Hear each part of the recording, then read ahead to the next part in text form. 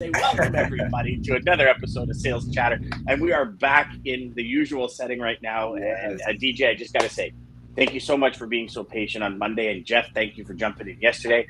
I saw the show; what a great show! DJ's getting better at that whole intro thing and getting the video going. I'll try it. But I'll try it. you know what? Still You not guys as are good doing as great. you, my friend. But Come on now, stop it! I'm gonna have to cut a hole in the wall just to get my head out of here after.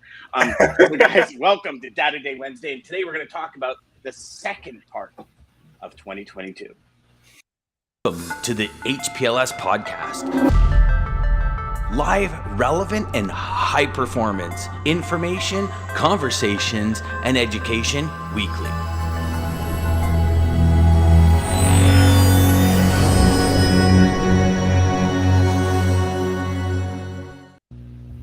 Looks like Lisa crushed it by a mile. Here we go. Good morning, Lisa. Well, so I'll tell you, I leave LinkedIn up now, and I seen you popped up live, but I didn't even get the notification. I usually get both, so we'll probably be dragging here a little bit. You mean I popped up but you didn't?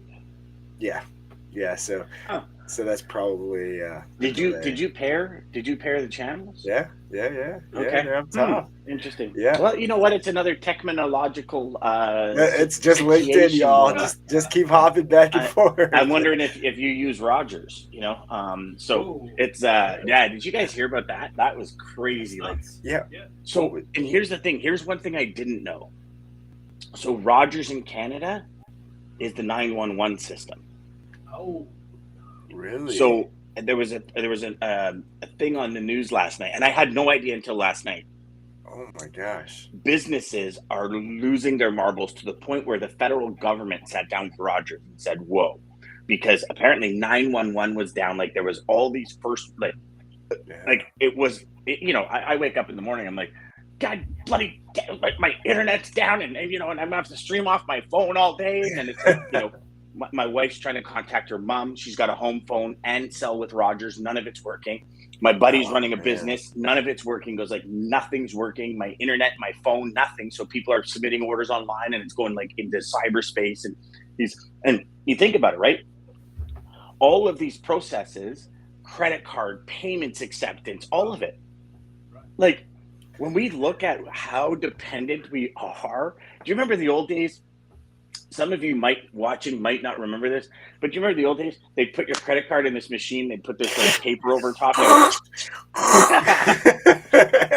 I remember as a kid, I would go in, and this is how interesting it is when you're a kid and when you grow up. And I remember my first credit card when I was 18. And I'd be looking at my balance and I'd be like, oh man, I got like $40 left on my balance of my card. And it's like $100 thing. I'm like, okay, but by the time they process it, by the time they submit it, I can make a payment. And, so you're like, yeah, go for it. And it's like, yeah, perfect. There we go. But, nowadays you think of the internet and how it's interwoven in every single aspect of our lives. Like, oh yeah, even to the point where I go on my phone, and I know this sounds so minor and it's a total first world problem. Like I can't even adjust my thermostat on my phone. I actually have to walk downstairs. And I know that sounds horrible that I just said that. You did not just say that out loud. I did. That is brutal. But like I know what you're talking about, would normally. That does suck. When you have that ability to just mess with it right there. Yeah. You know what it is, DJ? You're lying in bed and you're like, oh my gosh, it's hot in here. Just crank the AC 2 notches. It'll cool everything down. I can go to sleep. And you're lying in bed and you're comfy and you're like, are you kidding me? I have to get out of bed. And this is crazy because I remember when we didn't even have a remote for our TV and I'd have to go and change the channel. And for all of you that didn't know, that was a dial on the TV, like click, click, click, click, right? And it was, or like a button where it's like 7 stations and it was almost like an 8-track radio where you got to click buttons. But so it's like one of these things where you're like, damn, I got to get out of bed. Now you're not comfy. Now you sit down again, and now you're like, you know what I mean? And I know it sounds so minor compared to what. Was it a color TV? I eventually we did get a colored TV. Yeah. Oh, okay. Yeah. All right. So but when I was first a kid, I remember playing. I grew up very, very poor, and we grew up in what they call a co-op facility, where it's like everybody's rent's different based on your income, right? Right. And I remember playing Atari because my buddy lent it to me, and I remember playing, and it was just that one where it was just like beep, beep, beep. Yes. But it was the best Pong. thing since sliced bread, right? Yeah. And I was like, oh my gosh, like you'd play it for hours. It's literally just a ball, a pixel actually going back and forth. It was so cool. And it was black and white TV. And then when color came, I'm like, oh my God, they're blue. And when they blow up, they're red. I'm like, this is the best thing ever. And now I'll go downstairs and my son will be playing like YK10 basketball or something. And I'm like, oh, who's playing? And he's looking at me like, what are you talking about? And it looks like you're watching an NBA game, right? And I'm like, who's playing? He's like, it's a video game, Dad. I go, no, it's not. Like, I'm like, okay, am I totally out of the scoop here or what? But Oh yeah. Joshua says, Data Day is my favorite. Yes, sir. Yes. What's up, Josh? Yeah. So with that, Dean, I apologize. I just consumed 6 minutes and 7 seconds of this whole thing talking about bloody internet. But interesting how long was it out? How long was it out? It was out a good 16 hours. That's what I thought. No. Holy cow. So we were out 5 a.m. till, well, we woke up the next morning and there was internet. But it'd be interesting, and I'll follow the story and keep you guys in the loop, because I'm willing to bet if Rogers is doing government services, those services were probably reinstated faster than anything. Oh, but they're saying, like, so Rogers right now is crediting 3 months of our bills. Every Rogers customer is being credited 3 months. Oh, wow. And it'd be interesting to see what the deal is going to be, because you got to think, even if 911 was down for an hour, like what's the fallout of that? Like, how many people died because they couldn't get an ambulance? Like I mean, it's a shame to start thinking like that, but you have to. And if you're a provider for a government entity like that, like, to go down is crazy. Oh yeah, now you're in a mad panic to figure out how to fix it. I mean, you should. Yeah, it was. I mean, look at what Josh just said. Yeah, because Livingston had to borrow 4 days because Livingston had no internet access. Yeah. I mean, you so you think about the interesting, isn't it? Because there's still people now that are out. Like, still now, and we're talking. That's what I thought. I thought I heard that. Yeah. I thought there was we're talking still without it. What was this, Friday, DJ? Was it Friday? Yeah. It was Friday, yeah. So there's still people out almost a week later. Still no, and this is the thing. All our phones, our TV, our internet, all of it is one cable into the house with Rogers. Super convenient, but when one goes out, everything gone. Like, it's gone. When your internet goes out, your phone's gone. Everything, your fax line, everything. So as a business who uses Rogers, all of a sudden every single phone line's down. Right? How long does it take to get the message out? Because you can't even send a mass email to all your clients because your email's down. Right? Like, it's just this snowball that, like, and it'll be interesting to see what the end dollar amount is that Rogers spent. And apparently, from what I understand, and this could be right or wrong, if anyone has any other information, please share. It was an update. They were trying to update the network to make it better, and it crashed it. So, you know, so it's interesting, right? Like I don't know if you guys have ever dove into the web world, but doing websites and building websites for people, I was always saying, okay, when's the least amount of traffic on your site? Well, it's Sunday night. Well, that's when we switch your site over. Like, if you're moving from like a WordPress to a Joomla, or, you know, if you're transferring servers or anything, you always do it on the time when there's low traffic, because there's always something, a little glitch, or some images don't transfer properly and you got to reinstate the images or reinstate the hyperlinks. Like, there's always this few little details on the back end that nobody really thinks of. They think it's just go ahead, transfer it. So you think of, you know, hundreds of thousands, millions of people using this system that they have to update. Right? Hence the reason they start at like 3 a.m. and go till 5, because most businesses are closed. You know what I mean? Volume of calls and incoming is down. But very interesting. So it's something that I actually think Josh's comment here, 4 days because Livingston had no internet access. Like, and you know what, Josh? Here's the second thought to that. Would you not think a company the size of Livingston, who, like, UPS owns them, would not have a backup of some way, shape, or form, like a link to Elon Musk's satellite or something? You know what I mean? Like, Yeah. you would think because Starlink. well, Yeah. I mean, but here's the thing, right, DJ and Dean, you would see this as well. Think about what that disruption. If every Livingston customer could not clear customs for 4 days, how does that disrupt the supply chain as a whole? Whew. Because And if speaking their of, what do we internet got access going is on? here, well, if their internet access is here, does it affect overseas because the communication's here? You know what I mean? Like, there's all these what ifs that I think are still going to come out in the wash, honestly. Yeah. Agreed. So, with that intro,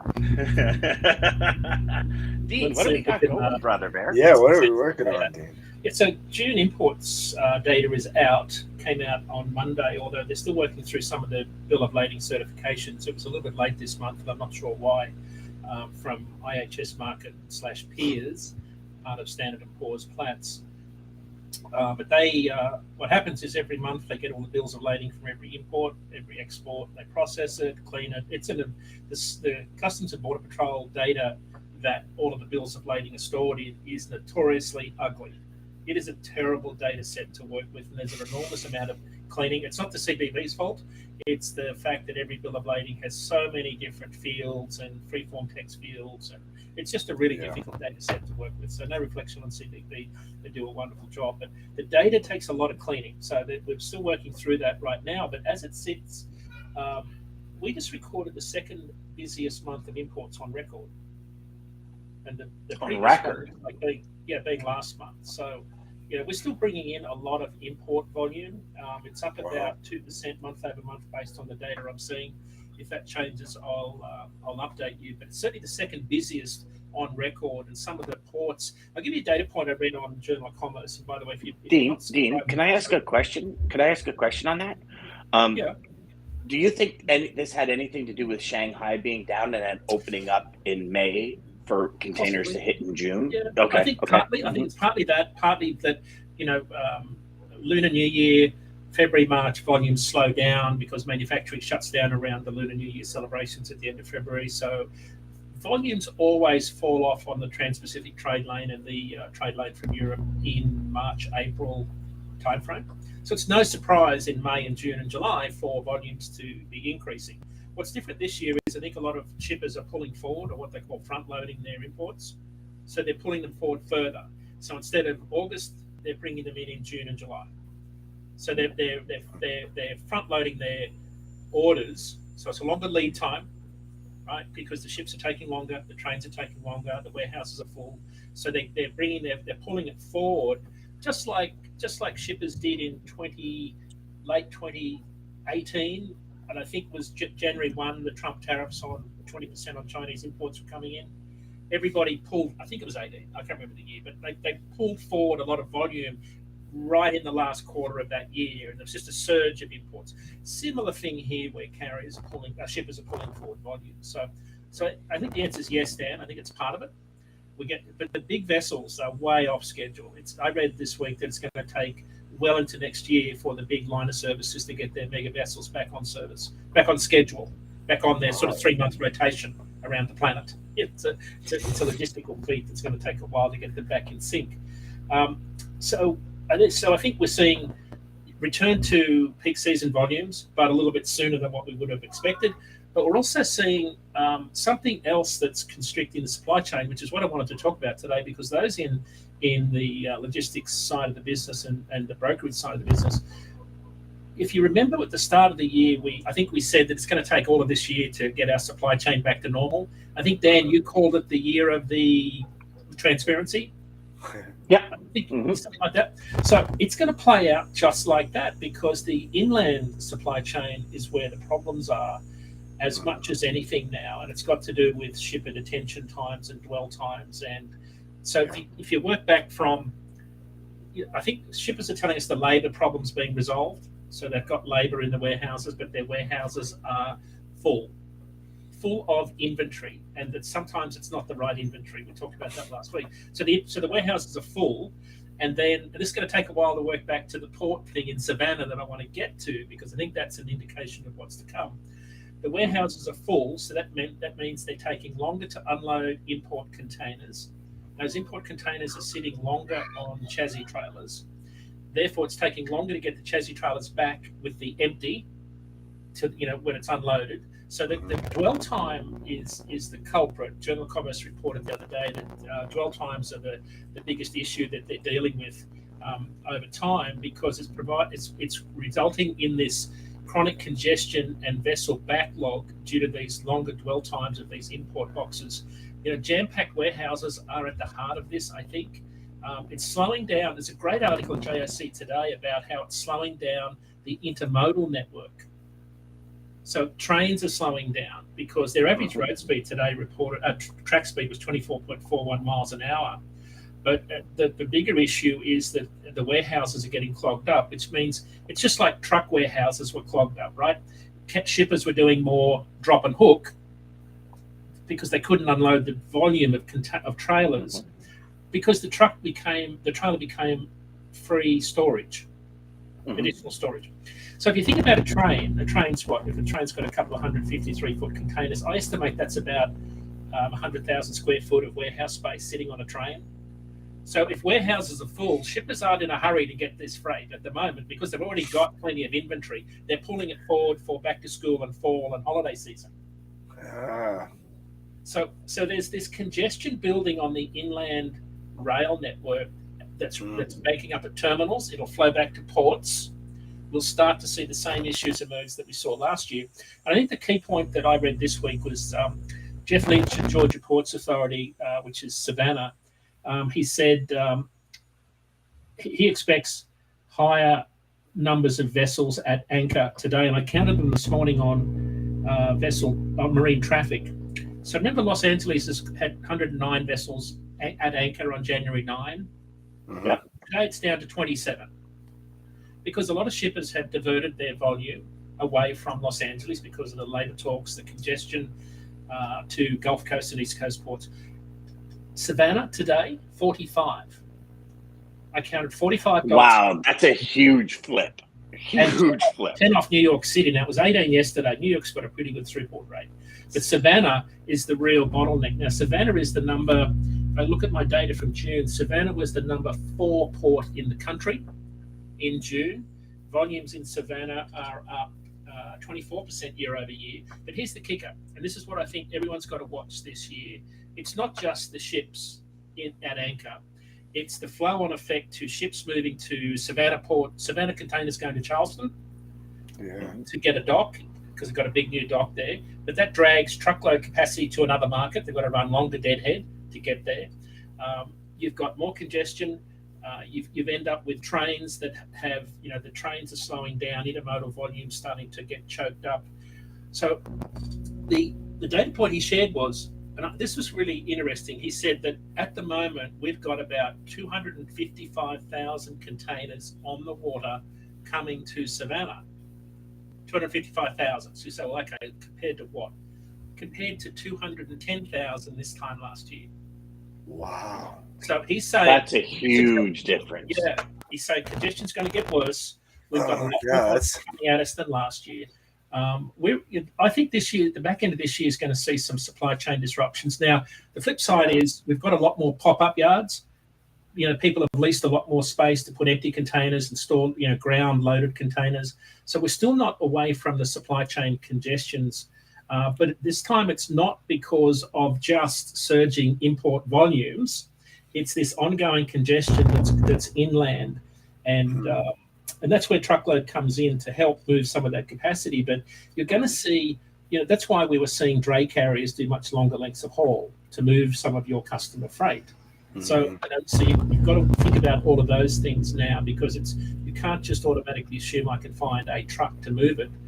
There's going to be pockets in the market where there'll be very tight truckload capacity, and other markets where there won't be. So this theme of port congestion and volatility at our key ports and volumes spilling over to the truckload market like it did last year will continue, I think, in some of these big ports this year. Not so much Los Angeles. Truckload volumes are down substantially in Los Angeles. Their volumes are pretty flat. So there's definitely been a shift away from the West Coast towards the East Coast. So I think we lost Dan. So DJ. Yeah, I don't know what happened with Dan, but Dean, I think this is kind of what we were worried about, though, when we seen that they were starting to shift, and Greg Abbott was calling them down to Texas, and then we started to see them shift to the east as well.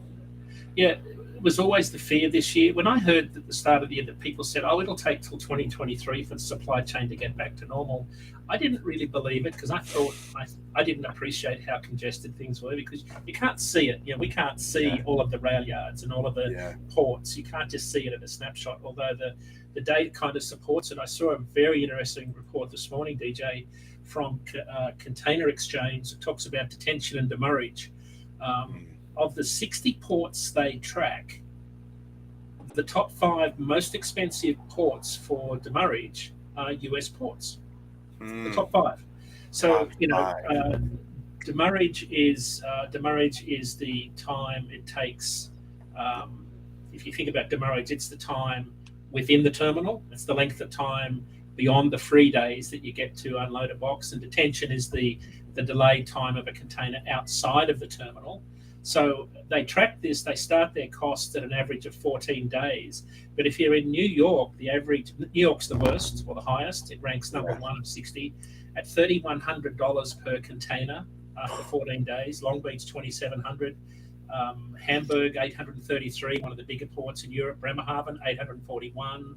Singapore, $619. So the top 5 most expensive ports for delays: New York, Long Beach, Los Angeles, Oakland, Savannah, and then you go to Taiwan, Hong Kong, Jakarta. So the US ports are the ones that are at the top of the list in terms of what it costs you to move a container, in terms of those accessorial charges, demurrage and detention costs, which kind of supports what we just said, which is dwell time of containers and chassis trailers is taking so much longer because our warehouses are loaded with inventories already. So I think that's something to watch, and that's why. I mean, I'm changing subjects, but that's why the AB5 deal in California is such a big thing, because it's mostly going to affect those dray carriers. There are 1,000. I mean, there's something like 9,000 owner-operators in Oakland alone that are impacted by this. There's tens of thousands of guys and girls impacted in Los Angeles. And it's interesting, 6 a.m. today Eastern, in fact, half an hour ago, all of the dray operators in Los Angeles were meeting for a stoppage, a strike. Yeah, so, I see that. Yeah, so AB5 is not done and dusted because I'm changing subjects, but this has got to do with delays within warehouse markets. And I think Los Angeles is going to get even more congested and delayed because a lot of those leased on owner operators that have been draying containers all around the city, some of them are being forced out of business. Some of them will go out of business. Some, are going to go slow and protest like they're doing today. That's going to create more congestion in Los Angeles and kind of reinforce why shippers would want to divert their freight away from Long Beach and Los Angeles, or in fact any West Coast port is what exactly. So there's some interesting things going on in the supply chain. We're not out of the woods yet in terms of delays. We used to, when we were bringing in, one of my customers would bring in about 3,500 containers a year. We would get, and we would come in waves, right? Because it would come out of Israel, and in different areas. And when it would, in Portugal and that kind of stuff, and when it would come out, you'd have 5, 10, 15 containers go to the yard, and they'd all get put on the same ship. So it was like all these containers came in at once, and this is pre any pandemic. So even then, it was a challenge to get them unloaded. And we would literally sit down and say, okay, so you've got 7 days free, and then it's $236 a day from day 1 to 5, and then it goes up to $295 a day from day 5 to 10, and day 10 to 14 is 600 and something, and after that 14, it's like $2,100 a day. So we would literally take that math and sit down and say, okay, you've got 15 containers coming in from Israel, you've got 15 containers coming in from Portugal. Our ability to unload is 4 containers a day. You start doing the math, you back it up. So we would say, okay, where do we want to, A, keep them on the container, or B, deliver it to the subsidy warehouse? Because you have in, out, and storage, first month storage when you go in, plus you have an out. So where does that balance lie? And I see a lot of shippers these days playing that game where, they're going, okay, well, if I keep it for an extra 2 days, it's $500. Mhm. But to get it into a warehouse, then to get it back out, I've got $500 just in, out, and Exactly. storage, Right. plus the next set of transportation to get it where get it back to my facility. Right. So it's like, okay, well, how do we, and this is the big game of checkers, chess, whatever. It's probably more like chess because there's got to be strategy involved in just checkers. But the big game of chess that a lot of shippers are playing is, when we talk to Flair Flexible Packaging, he's got 1.2 million square feet outside his facility that he never had before. That's a lot of square footage. That's a lot of outside warehouse. Yeah. And he goes and he's playing a consistent game of, what needs to go where and how is it going to impact overall costs. Because if you look at it and you say, okay, we spend an extra $1,000 a container and you're bringing in 100,000 containers, there's $100,000 spent. What's the ROI versus your product, right? Like if we go back to my customer with bed sheets, his overall profit per container was $7,000 prior to all the prices going up. So when it was $3,500, $4,000 to come out of Asia, his profit was $7,000. It got to a point where it was costing him $4,000 just to get it to inland Canada. Then it's shipping it to customers. And he says, what do I do? Do I just lose the customer and not lose the money, don't make anything? Or do I bite the bullet and suck it up? And it's a big conversation that we need to have with our customers. Like, what does this do? Yeah. How does this impact your bottom line? Mm-hmm. Yeah, this is a very nuanced subject, right? Because a year ago it was labor, now it's space, right? So in space, can I quote you what's in this article from an unnamed apparel and footwear shipper in this General Commerce article that was out yesterday? I think it's fascinating because it really supports what we've been saying. It said that its warehouses are full because big box retailers are not taking the inventory amid slowing retail sales. They came to us 30 days ago and said, we'd like to take your orders, but we can't take them now because we just don't have any space. And of course, the person on the phone says, well, we don't have any space either. Problems are very different than a year ago, guys. This is the issue. Last year was lack of labor to unload containers. Today it's space because the inventory is not turning. Right. So a lot of retailers took the gamble on getting the volume in, pulling it forward, thinking the sales would be there. That has slowed down because of inflation and a whole range of other things. So this is a very difficult situation it's just a space issue. And I think that's going to really clog up. So on the truckload side, you could certainly see a higher number of drop trailers being kept longer. You could certainly see a situation where more drop and hook is going to be required and more trailer pools. And I think that's what David Jackson from the CEO of Knight Swift sort of intimated about 3 weeks, maybe 4 weeks ago on an earnings call. He was talking about a bigger switch towards trailer pools and more drop and hook as a way to get more efficiency, which makes complete sense. 100%. And also, if you drop and hook with a trailer, not a container, you get that free storage thing again, because they don't necessarily need to unload it that day. They can unload it the next day, maybe the day after, so they get 2-3 days. You do that on 100 loads. It's strategic planning. 100 days. Unlike the 53-foot trailer, that's probably, there are detention charges beyond a certain period of time, but I think trucking's far more generous in that regard, because on the international container side, you're paying rental per container day. That's why your demurrage and detention charges are well over $3,000 out of New York City. The other thing that's sort of looming here is you think about where are all the empties going to be stored? Like, so how do we get the empties back overseas? Like, how do we get the trains loaded, the 2 mile long train with empties running all the containers back to the ports? Where do we physically store all of these empty containers? Like I said, there's another looming issue just around that. We covered that a fair while ago, but lots of congestion around ports. That's the alarming statistic that's popping up today. And then it comes into like what we've seen in BC for quite a while now. Right. Getting appointments to return a container is a nightmare. Yeah. And then when you try to get an appointment and the port can't give you the appointment, the container company charges you detention on the container. And it's like, well, hold on. I tried to get an appointment today. The port couldn't give me an appointment the next week. Why do I have to pay it? This is but for all you salespeople out there that might be moving ocean, and Joshua could probably jump in here. Yeah. It's a reality of customers going, well, why is that my problem?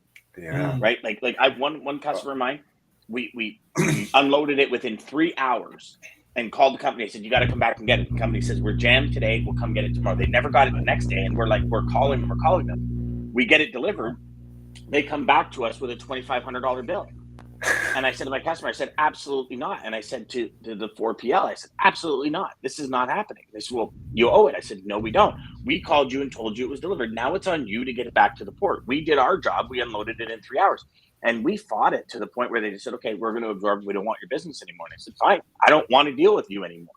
And, my poor customer is stuck in between. He's going, Dan, can you help me? And I'm like, I'm doing everything I can. And they're like sending him email after email after email. And I'm going, okay, first of all, you send me the emails and I'll take care. But it was crazy because the carrier didn't have the capacity. The carrier they chose, not my carrier, their carrier, did not have the capacity to get the container picked up and brought back. Then when they did get it picked up and brought back, they couldn't get an appointment to deliver it back to the port for like 5 days. And that, again, that draws the big question. Who's responsible for that? Yeah. Any customer you talk to will be like, hell no, that mofo is your problem, not mine. Yeah, you pay. Yeah. As soon as that email goes out saying emptied, come pick it up, period, or exclamation point, send, whose responsibility does it become? Joshua's live today, brother. Boy, are you running right now or something? You must be all over it, brother. I'm just wondering, you probably have thousands with problems, 100%. But you know what? That load, and you sharing with that with us, really gives us some insight as to how much this internet delay hurt. East Coast ports are still a mess, but the biggest problem right now seems to be available equipment in the inland rails. 100%. Joshua says, I moved a container last year for $75,000 in rail storage because of that graduated scale. I really hope that's 75. I think it had $75,000 in rail storage. In rail storage, that's 7,500 or 75,000. You said 75,000. Yeah, it says 75,000. If it's 75K in rail storage, no wonder these people are making bank, man. Jesus, Brian, my man, railroad. Brian, I love that. What's that cheat code actually for? You got to share it because I know that's a real cheat code. That is a real cheat code. Which one? Up, down, left, right. It really is. That's so funny. B. I don't know. Elect start. It's a Nintendo game. I just can't remember what. Oh, you guys go. That's hilarious. It comes down to effectively educating customers. The biggest offenders are those charter vessels. I've had some stay out of port for up to 3 months. Holy crap! Joshua said correct. I knew it. and he said 75K. Oh my god. 75K. Okay, now I know what you're talking about. Contra. That was like the best game ever. That was to get all the weapons. That's to get all the weapons. Yeah. Endless lives. That's what it was. Life. Endless lives. Yeah, endless lives. And you would just go and go and go. Thank you for sharing that, Brian. That's hilarious. That brought us back to I should have had the original Atari shirt on today. That brought us back.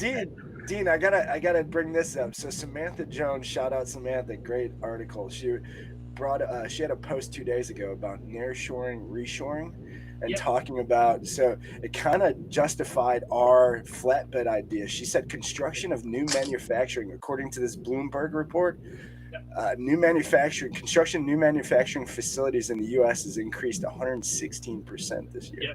Yeah, we're seeing some insane volumes coming across the border in flatbed, like around Laredo, like really tight crazy city in Laredo, like off the charts volumes in the spot market. So just fascinating. I think nearshoring is going to be a lot of that. We're seeing a lot of steel will move. It's very similar to 2018, like both rates and volumes. Very similar year, both very strong industrial economies. So there's I think it's a pretty strong economy yet. The fact that diesel prices have come down a bit, we're still not out of the woods there. I mean, that's the single biggest thing that's driving the truckload market right now are diesel prices. They're down 24 cents in 3 weeks. Now the EIA came out with their weekly update on Monday on time after not publishing anything for 3 weeks. So that's good news. But I think it was 568. Still a long way from where we need to be for carriers to be sort of comfortable and still in business. Have you guys ever noticed how this all works? So we were well over $2 a liter, which comes out to over, I think it was $8.70 a gallon. And when the Ontario government came out and said, okay, we're going to get like 12 cents off, then another 6 cents off and everything. And I found myself yesterday driving by a gas station. I have 3/4 of the tank left, and I drive by and it says $1.71.9 a liter. I'm like, oh my God, that's cheap. And I stopped and I went, holy shit, how does this, like, it's crazy how we, like $1.71 is so expensive for fuel. Like it's literally insane how expensive that is. But compared to the 210 or 29 or 28, it's cheap, right? So like it's this programming where it's up so high that when it comes down to a level, you're like, this is cheap. Same thing happened with wood. Last summer, wood was so high. I go back to buy wood this summer and I'm like, damn, that's like $4 cheaper. I'm gonna buy 4 of them, right? And it's like, no, but 2 years ago or 3 years ago, it was $9 cheaper than that, $10 cheaper. And it's like, it's funny. We had a friend of ours come over, and he's helping me finish off a lot of the little tiny intricate things on the cabana. And he says, so how much in wood is back here? And I went, well, we did this part for this much. And I said, we did that part. And I look at the difference, and there's probably more wood at this part, and it was half the price of the second part. Like, insane. And then I think this is where a lot of these market rate fluctuations give us that false sense of, oh, it's cheaper today, let's go for it, right? And I just think it's that programming, it's that paradigm shifts that we've got to consistently make. Joshua's all over it this morning. No, Josh. You this? I love it. Joshua, you took a break from running today, these, at least right now. Yeah. Thank you, Josh. Yeah, I know. Having a hold of these containers for so long increases your line haul and fuel rates, because not only is there the logistics of delivering the container, but the logistics of storing it too, 100%. And then you have your on-off fee, like your on-off, your chassis fee. Go ahead, Dean. No, the lifting fees, yeah, absolutely. You can't ignore those. Yeah, and I mean, they might only be $50 a container, but that's $100 a container on-off, right? Then you add the extra $250, $300, $500, $600, $700 in storage. There's $700-800 US. And then, now your delivery fee, or then you keep it for 2 days at your place unloading because you have no space for it. I mean, it adds up huge. Joshua says in LA, they were out of space to store containers in carriers' yards. They were storing them in the street and racking up $250 a day in tickets because they had nowhere else to put empties. Yep, absolutely. Says it doesn't make sense. To be honest, TBH in mid 2000s, oil was over $100 per barrel, and fuel prices were a third of what they are today. Yeah. Great point, Josh. I don't think anybody really knows that, but yeah, great point. Yeah. It reminds me. So today's Inception call, we instead of yesterday, because I was delayed at the hospital, we're doing a makeup call of Inception today, and it's all about this fact of what is really a good deal. And Prime Day is going on yesterday, today, and tomorrow, right? Yeah. So everybody's aware of Prime Day. It's like this huge event. And it's interesting because I noticed something this year in Prime Day that I've never noticed, and I think we are seeing the same thing in logistics. I bought a speaker last week, for an outdoor waterproof speaker, and I paid $56 for it. And I was like, okay, it's a 50 watt, it's got a big bass, it's all we need out in the backyard. So I get a Prime Day deal. I'm on this morning on Prime Day, and I go in, and the same speaker is regularly $89 at a 27% discount for $64. And I'm like, hold on. So and it's the same speaker. So I'm like, I don't think I paid that. So I go back in my orders, and I realize, and when I bought it in the orders a week ago, I had like a 6% discount because I'm a Prime member or whatever. And so like they literally jacked that price up to reduce it. So it's interesting because, we look at these Black Friday deals. We look at these, for us, it's Boxing Day, the day after Christmas. And we look at all these deals. And I guarantee you, if you go on to Amazon and you look at some of the stuff you bought over the last little while and then go to Prime Day and find it on Prime Day, you might actually be paying more than you would pay normally, but they jack it up because they create this excitement around Prime Day. Bingo. Right? So just master marketing and retail, y'all. Just put a sticker on it, put a big sale on it. Everybody jumps all over it. Actually, my partner for the flea market, he said his dad was a total crazy master retailer where he had a gas station that sold more beer out of his gas station than my partner did out of his bar. And he said it was just because he would put 50% off this and that. Sometimes it was charging more. Yeah, that's retail, y'all. wait till after. I'll tell you the secret. Wait till they have to liquidate everything because they had a bunch and they didn't sell through what they were trying to sell through. Wait for that. I got a student of mine that's dealing with Daman actually out west, and he's got a bunch of Western freight. And because the spot market's doing this, the customer called him and said, "Hey, listen, like I'm getting some pretty cheap rates from West." And it was awesome because Damon's team at Centurion educated this gentleman on why it's doing the loops. He educated the customer, and a lot of it is kind of the bait and hook scenario where it's like, okay, this week I need the freight going there because I have none. Then it's like they get you, and then the price slowly rises, right? So it's, unfortunately, that jumping between contract spot creates those issues in there. And it was, so total props to Daman and his crew for educating people. I love that. Mm-hmm. Well, Lisa says, when I hear 50% off or whatever, I always ask, percentage off of what? Yeah. It's such a misconception. It is. It's huge. Yeah, and that misconception goes right back to that ocean and rail. How many times have you guys gotten invoices in from rail or from ocean, from steamship lines? You're like, what the heck is this charge? Like, what is that charge? What do we do there? What do we do there? And it all adds up, right? Like, especially this year, every single customer we've had on the show has said, I can't be wrong. What's your focus this year? Profit. Need to make profit, right? And, it'd be interesting if there's any, actually, Jeff would be a good person to ask because he's done that side before. Jeff, did you ever incorporate accessorial charges, like saying on average we spend $500 in accessorial charges, so I'm going to add that to the budget of this freight shipping? Or was it like, hey, your rate's $2,200, that's the budget, and you go with it, and then accessorials actually eat into that bottom margin? If you can answer that, Jeff, that'd be awesome. That's a great question too, Dan. Yeah, if any other customers are on here too, I'd like to hear, because that's a great question. Yeah, to help your customer, one should look at all options. One rail car can hold 220,000 pounds or 3 to 4 truckloads of material, just an FYI. Daman, you're here, buddy. Thank you. Always important to have those conversations and not shy away from them. Education is money. Yes, sir. Yes. And I think that's why this Wednesday show is so money. It's money. As the kids say, it's Gucci. It's Gucci. He just went Gucci. Yeah. Dan, you didn't. I love it. Yeah.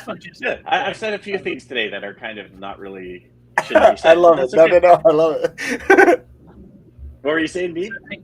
Just on Jeff's point about intermodal, right? So intermodal is a valuable option. We need a very efficient, fluid intermodal business for all of our shippers. And the fact that it's getting congested and slowing down is not good. Volumes are down a couple of % year over year. But if you look at the cost of moving freight on a train, intermodal train versus truck, shippers are saving about 32% over truckload right now. That's contract. On the spot market, it's only 10%, right? So the rates on railroad intermodal spot rates are closer.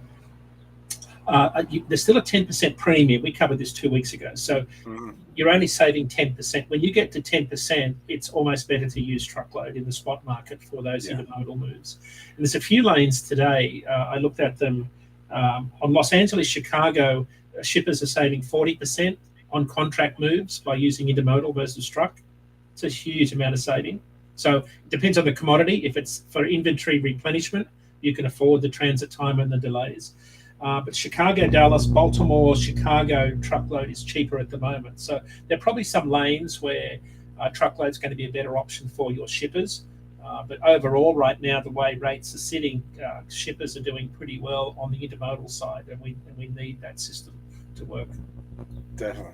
Brian and said at he's 10%, if you're only 10%, to control the visibility, the time frame, like all of that, exactly. You're probably going to choose truck over rail for sure. I mean, at 32%. Yeah. Well, and at 32%, you're going to adjust time schedules, right? Like you're like, okay, 32%. That's a big nugget. But if you look at it, $1,000 load, 10% is $100. Yeah, right? Hey, so, the warehouse is full. I'm not in a hurry to get that train rolling. So, yeah. So there's that. Yeah, and that's, and you can see more people resorting to that, meaning normally that would do truckload saying, well, I'm actually going to put it on rail because I buy myself an extra 5 days to figure out what the hell's going on in my warehouse and make space for this stuff. So it's like kind of you're getting both ends of it, right? Yeah. Well, you see, Brian is biased because he's the railroad sensei. He's big in rail. He's very biased. Great to have you on. Great. Yeah. Great to see you too, brother. You have an epic morning yourself. Sir. Have a so, good Jeff, morning. here we go. Accessorials are a moving target as they're not set in stone, but you should use a buffer based on past costs when building a budget/forecast. There we go. So, great point, Jeff.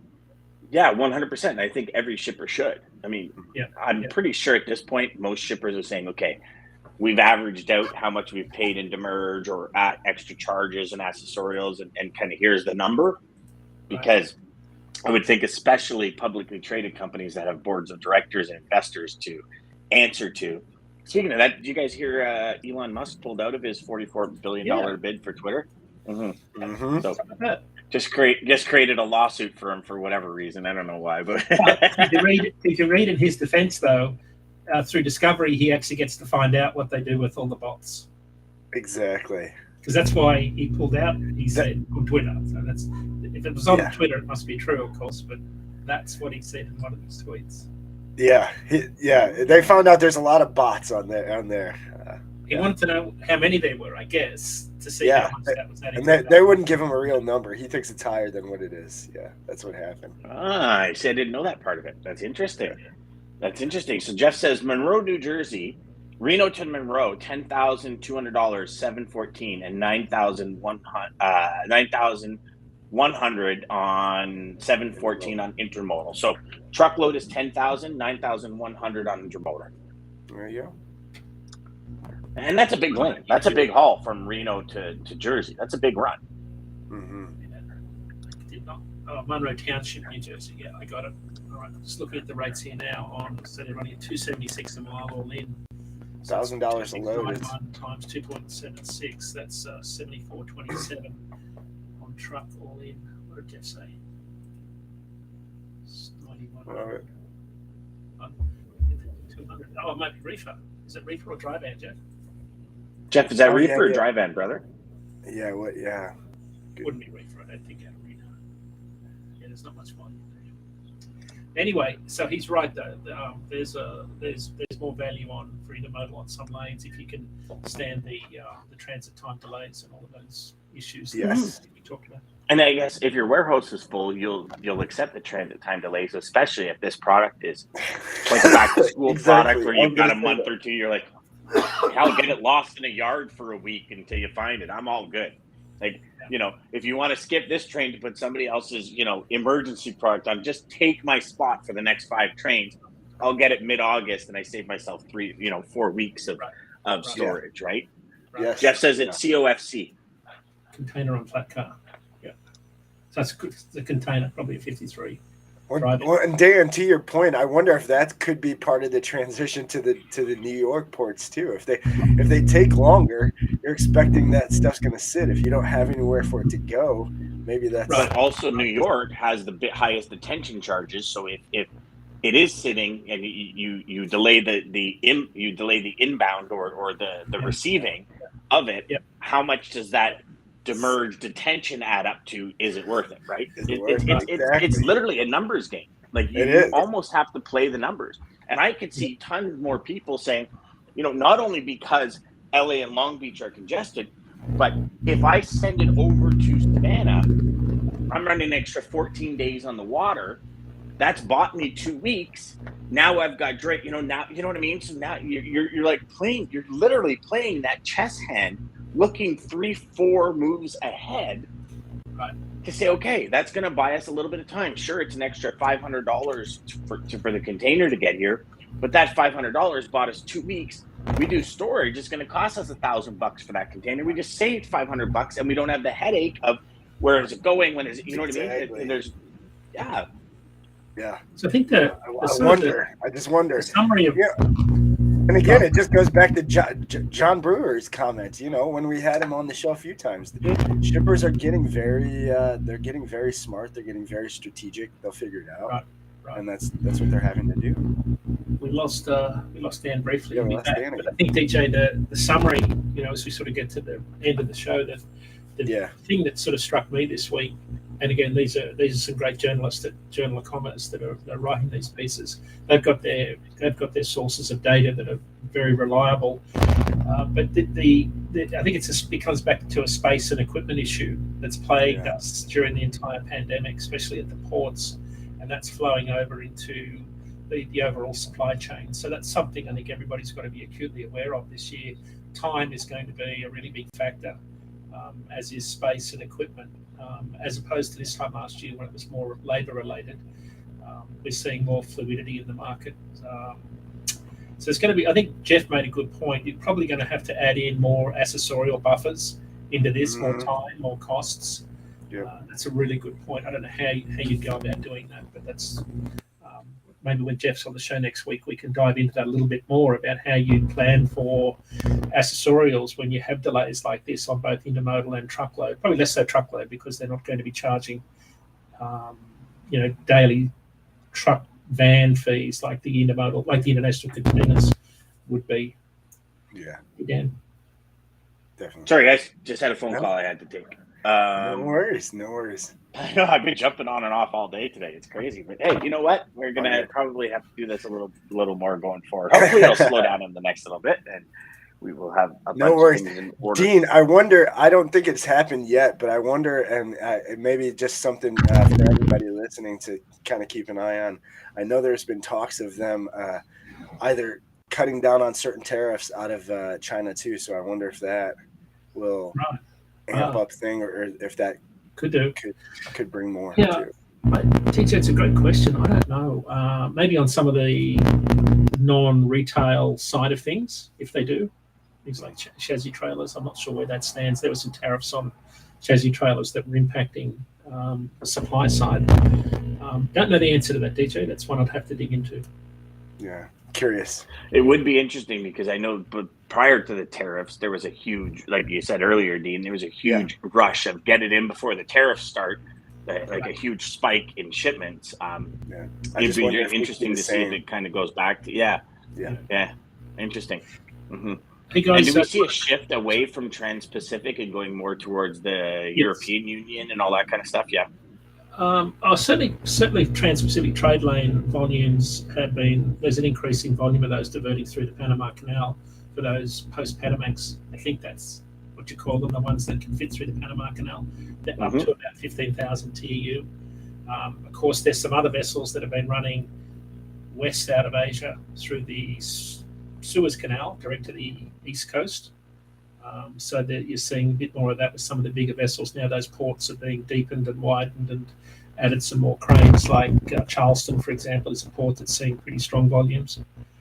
So, it's good. It's a good point. But we're definitely seeing a shift towards the West Coast, though, away from the West Coast to the East Coast. Yeah, exactly. Crazy. That's interesting. So, give you a quick summary on the rate situation. We're seeing dry van rates start to come down. Contract rates are coming down slightly in dry van. So with the market has crested.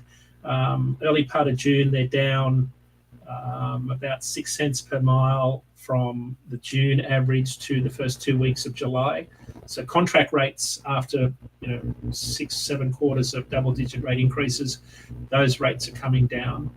Spot rates are about a little bit lower than where they were last year when you consider all-in rates. So, but the gap between spot and contract is about 60 cents. That's a pretty wide gap between the two. Spot rates in dry van are sitting pretty flat this week, which is interesting. We normally expect them to go down, so we're seeing them average about $1.98 excluding fuel. But they were flat this week. Refrigerated rates are dropping. They're down about 5 cents a mile this week, which is, again, seasonally right on track. We don't expect any difference there. Flatbed's cooling off also. So I think that's we're seeing cooling of the housing market reduce some of those volumes. Well, we're seeing a lot more houses on the market, and they are going a lot slower than they used to go. Right. It's a total shift, and I guess that's inflation. Yep. You brought up something, Dean, that I think everyone has to pay attention to if you have contracted rates. So you're saying spot rates are now 60 cents a mile lower than contracted rates. At what point do you see shippers coming back and saying, hey, whoa, time out? Like, can we adjust some of these contracted rates? Yeah, I think they're already doing it, Dan. I think carriers are already going back to shippers looking to renegotiate their contracts to secure the volume because they know the market has cooled off. There's more capacity in the market. Some people talk about this being a demand-driven. Demand is cooling off. Depends what sector you're in. Produce volumes aren't materializing. Flatbed volumes are still, not. They're running about 2018 levels. But there's still a very strong industrial economy that trucks, haul freight for. So we're still seeing pretty good volumes. It's just that we've got an oversupplied truck market. There's a lot more trucks came into the market in the last year than I think we've ever seen, and those trucks are all competing for the same or slightly fewer loads. That's right. But also, as soon as that happened in February, a lot of carriers started to honour their first tender loads in the contract market. So you had less volume slipping through the routing guides out into the spot market, right? So if the top of the routing guides got the cheapest rate, a lot of those carriers were accepting those loads now as opposed to rejecting a quarter of them a year ago because there were favourable spot rates. There were favourable spot rates in that, so you could haul spot rate and reject the contract. That's flipped back around now. Again, that's fairly normal. So we've just got an oversupplied market. We think spot rates will continue to decrease, maybe another 8 to 10 cents a mile before they start to bottom out. To your question, I think shippers have got pretty good memories. The faster they drive capacity out of the market by driving rates down, by dumping volume into the spot market, the quicker we get to the next upcycle where rates start to increase and capacity tightens. So play that game at your own risk. There's a bunch of games going on, right? Like I heard a report on the news a couple of days ago. It was, I think, towards the end of last week, or it was Saturday or something. Right. Where they were talking about something to the tune of 100 hectares a day get bought up in Ontario for new construction. And this is all farmland that's getting built up. And they're saying a lot of it is pretty much what we've said for a while now, and we've talked about it on this show, where, if you're a farmer and the heat waves we have in the summer and the lack of rain and, 50% of the output, 60% of the output, and you've got tens of millions of dollars in equipment and all these loans and everything, and you got, quota to keep and all this. We're running into that age where it's second and third generation are just going, I'm done. Like, this is enough. And they're selling 500-acre farms for $50 million, and they're walking away. Because they're like, I can continue to do this and get up and break my back and destroy my body for 30, 40, 50% of the yield that we used to get, or I can just sell for $50 million. And it'll be interesting because there's also a rise, I don't know if you guys have seen it yet or if you guys have heard about it, in industrial growth. So there's companies in Ontario that are like a 200,000 square foot facility, and it's literally rack upon rack of growing lettuce or growing tomatoes indoors hydroponically. Wow. Because they're like, yeah, we can turn it over in a couple of weeks because they're great. It's kind of like Panasonic. If you guys follow Panasonic at all. So Panasonic is all about sustainability, and they've actually grown bamboo forests out in Asia and created entire communities of houses built with bamboo, because every 9 months it replenishes as opposed to trees, which take 50 years. And when I was at Panasonic one day, they had this big showroom, and they like, it's all about compact and everything, and their insulation is about a ½ inch thick, and it's like R80. So you can literally, your walls can go from being 2x4 to being like 1-inch walls, and the insulation you'll have as if you were insulated with foam. I mean, it's crazy, the developments. Right. And I think this is the way it's going, is more sustainable products. You know, it'd be interesting because when you bring things indoors, you control the environment as opposed to being susceptible to the environment. Do you know what I mean? Right. And it'd be interesting to see the way this all transitions over the next 5 to 10 years, because let's face it, the summers are getting hotter, winters are getting bleaker. I know for us in Southern Ontario, I don't know about everyone else, but for us in Southern Ontario, like it's to the point where we guess if we're going to have a snowmobile season. Like literally guess. It's like, Oh, wow. will we or will we not? Oh yeah, I mean, there was not this year, but last year, our trails never even opened here. You always had to truck 2.5, 3 hours north, 100%. Now, don't get me wrong, there's snow on the ground, but there's a difference between snow being on the ground and having that 80 centimeter base to ride sleds. It's a complete different scenario. But you know, you look at ski hills, for example. How long ago? 15 years ago, they went to making their own snow because the weather just wasn't providing it for them, right? So it's like they took their business into their own hands. So it'll be interesting to see what the next couple of years hold for a lot of these companies, and you know, especially the places where a lot of the produce is happening, and you know, indoor ponds for fish, growing fish. You know what I mean? Just that consumption rate, because we're consuming at mass quantities right now. That's been unforeseen in many years, and I think it's going to continue. And I think a lot of these things are going to go indoors, which means more industrial space is going to start popping up, which means less farmland, less locations. Like, I mean, I don't know you guys, but we've had a huge coyote and bush wolf problem in our area for years. Oh yeah, dogs go missing out of the backyard. Like, we had friends, their dog was in their backyard on a leash, and 2 coyotes just attacked it. Like right on the leash in their backyard in daytime. It's crazy because there's so many communities being built, and they're taking away their habitat. So they're moving north, and they're saying, okay, so we can't find, you know, deer, rabbit, and all this in the woods. So hey, there's a backyard with 2 dogs in it. Yum, lunch, right? Like cats are missing. I mean, you drive around our neighborhood, and it's like missing cat, missing dog, missing cat, missing dog, and it's coyotes and bush wolves get them. My wife found a bush wolf on our back deck last year, just walking onto our back deck into our outdoor kitchen, sniffing around for food. And she's like banging on the window going, get out of here. And things just like, She literally walked out on the deck with like a broom and was like, you know, get out of here, go. And the thing just kind of looked at her like, whatever. And kind of trotted off, and, you know, and it's like, holy crap. Oh yeah, the dynamics are changing. Huge. Crazy. All right. So, do we have? Oh, so just let's address these two, and then we'll jump off. But will they go back up in the short run as we move into peak season? I guess that's the pricing, costing. Yeah, he's talking about price. Yeah, we think so. Yeah, we definitely think so. Definitely think so. So actually, Jeff brings up a good question. Is it beneficial to reduce contract rate? There are many things to think about before doing so.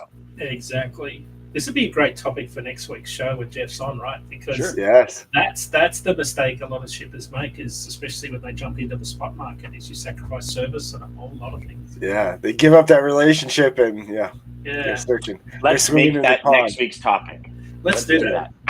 Yeah, I love it. All right, well, hey, thank you. Talk about a hook, eh? For 7 days. That's a good hook. There we go. Yeah. So Jeff, be ready. Yes. So everybody, thank you as always for joining us. Dean, the man, the crystal ball. Thank you for giving us your wisdom as always on Wednesdays, guys. Triple D Day. This is the day not to miss. If you want to know what's going on, Dean to drop out lottery numbers, boys. Yeah, right. For Dean to drop out lottery numbers. I know.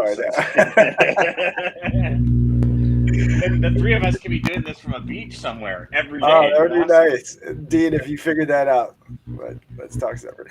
Tell me first. Thank you, everybody. Thank you, everybody, for joining us as you do weekly. Tomorrow, don't miss it, Steve Rizzo. Conversations with Bob. Come on now. As always, thank you to American Logistics, Centurion Trucking, Daman, People Over Profits, for making this possible, and to all of you for all of your comments and keeping us going. Quote to take us out is from Mark Batterson.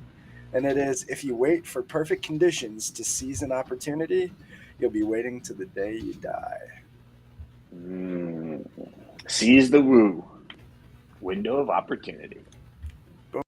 Centurion Trucking, our motto is people before profit.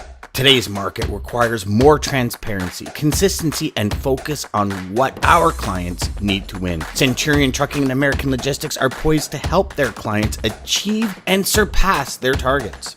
If you're looking for a team that honors your needs, dreams, and aspirations, then get a hold of Daman at American Logistics or Centurion Trucking.